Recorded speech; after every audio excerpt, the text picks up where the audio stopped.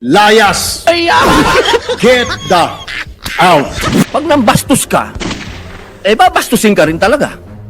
Hindi rin naman po tama na ang isang opisyal natin sa gobyerno na isang unipermado pa ay gagawa ng katatawanan o karikature ng presidente ng China.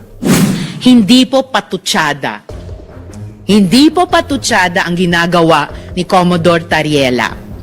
Hindi po patutsada ang ginagawa ni na Senator Kiko, Senator Erwin, Representative Shell, Representative Laila, ako at dumadami pang mga Pilipino. Alam niyo po, meron din po tayong ibang mga kasinggalot.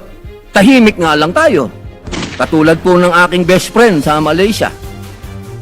Kasingalot natin yan sa Sabah. Ilan ng Pilipinong naging stateless doon? Ilan ng Pilipinong diniport nila? Pero naging tahimik naman tayo. Wala naman akong naririnig. Nais ko lang siguro suportahan na Ginoong Pangulo ang pahayag ng ating pong kasamahan si Senator Risa Ontiveros at si Senator Erwin Tulfo tungkol po doon sa pagpuna sa embahada ng China sa kanila pong pagbabatikos din sa ating ilang opisyal o nagkakaroon sila ng masabi nating hindi pagkakasundo. Alam nyo, masakit sa akin magsalita ng patungkol sa Malaysia dahil kapatid kong mga Muslim yan.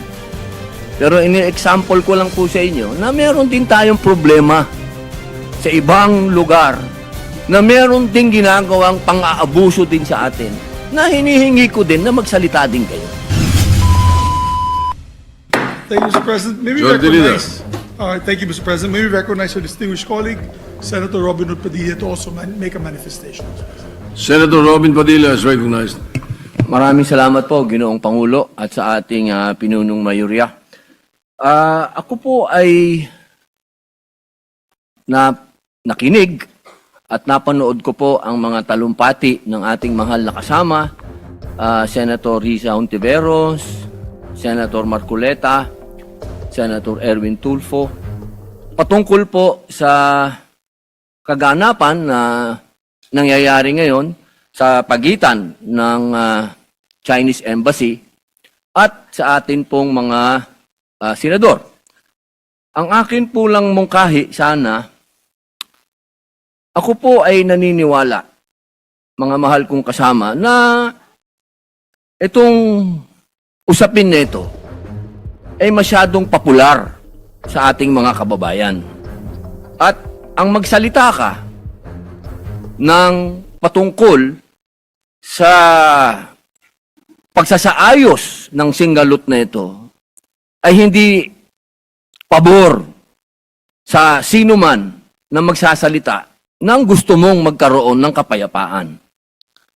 Pero sa usapin nito, ako po ay tatanggapin ko kung ano ang sasabihin ng mga tao sa akin. Kung sasabihin nilang, pro-China yan. Okay lang po. Wala pong problema. Ang akin pong gustong sabihin sa ating mga kababayan, alam niyo, ang isang bagay, pag hindi natin inayos, pag hindi tayo nagtulong-tulong na maayos, lalong-lalo na sa kapitbahay natin, kapitbansa natin, hindi po ito makatutulong sa atin.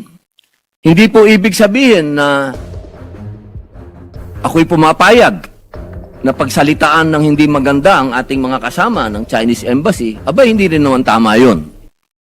Pero, hindi rin naman po tama na ang isang opisyal natin sa gobyerno na isang unipermado pa ay gagawa ng katatawanan o karikature ng presidente ng China. Sapagkat kanina po, habang nag-uusap kami ni Senator Amy Marcos, sabi ko sa kanya, kung yan ginawa ng China sa ating Pangulo na si Bongbong Marcos, ako'y oposisyon, pero gagawin nila yan kay Bongbong, ay unang-una po ako magagalit. Sapagkat hindi ako papayag na babawin ng kahit na sino ang Pangulo ng Pilipinas. Hindi ako papayag na gawan ng karikature kahit ako'y oposisyon nagawan ng ganyan ang ating Pangulo. Sapagkat ang Pangulo ng isang bansa, yan po ang tinatawag nating representasyon ng ating bayan, katumbas ng bandila. Kung ano ang tingin natin sa bandila, yan ang tingin natin sa Pangulo. Kaya, kung ano man po ang ginawa ni Admiral Tariela, ay pinakikiusapan ko po siya na huwag niya ulitin. Sapagkat, pag nambastos ka, babastusin ka rin talaga. Wala po tayong magagawa sapagkat duty ng kahit na sino na ipagtanggol ang kanilang Pangulo. Ang gusto ko lamang pong sabihin dito, aking mga kasama, tama po, naniniwala po ako na hindi makatwiran ang ginagawang pambobomba ng tubig sa ating mga mangingisda, sa ating Coast Guard. Pero matagal ko na rin sinabi na may budget naman ng Coast Guard, ba't di kayo bumili ng mas malakas na water cannon at gumanti kayo? Hindi naman po pwede na lagi tayo magpapaawa. At parehas naman kayong tinatawag natin tanod ng Coast Guard kayo pareho. Hindi naman kayo gray ship. Ang gray ship, yun ang military. Kapag hindi naman pwede yun. Yun ang tinatawag natin na escalation. Pero kung dalawa kayong white ship dyan, at nagbombahan kayo ng tubig dyan, walang ano yun. Walang issue yun, walang escalation yun, dahil pareho kayong tanod baybayin. Pareho kayong nagpoprotekta ng coast natin. Pero para sa usapin, nang ikaw ay magtatalumpati at gagawin mong katatawanan yung Pangulo ng isang bansa, ay palagay ko,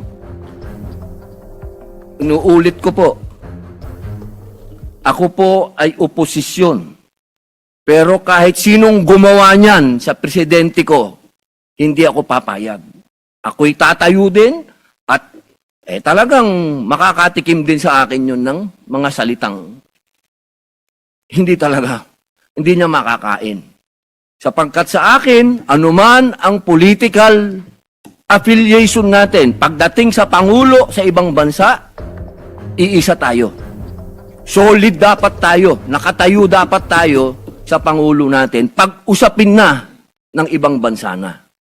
Kaya sana po, nakikiusap po ako sa Chinese Embassy at sa ating mga kasama na sana po ay matapos na ito, makapag-umpisa na po tayo ng magandang relasyon, pag-umpisahan natin ng pag-uusap, sapagkat, alam niyo po, meron din po tayong ibang mga kasinggalot.